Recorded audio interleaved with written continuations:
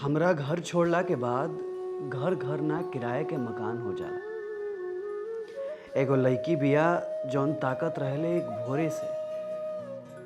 एगो औरत बाड़ी जेकर जिंदगी में बस इंतजारे लिखल बा। मन केकर ना ह कि परिवार संगे बैठ के 2 टाइम आँखी के सोझा जिंदगी के सांझ बिताओ जाओ।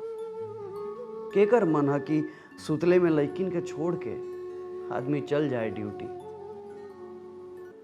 पैसे सब कुछ ना होला। जान जानी जे पैसे से पेट भर जाए के रहित तो 4 किलो पैसा कर्जा लेके रख देती कहीं घर में।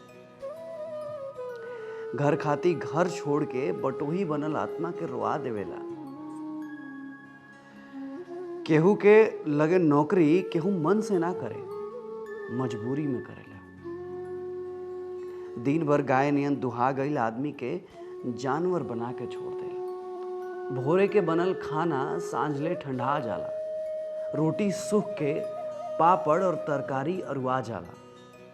शीशा में देखा तो चेहरा ना चिन्हाला।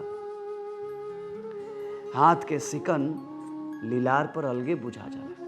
कबो कबो छूछे हाथ लौटल लइकन के मन तोड़ देला हो। पाले तो सब कुछ बा आ देखल जाओ ठीक से तो कुछ नहीं के। नौकरी सबे से ना होखे।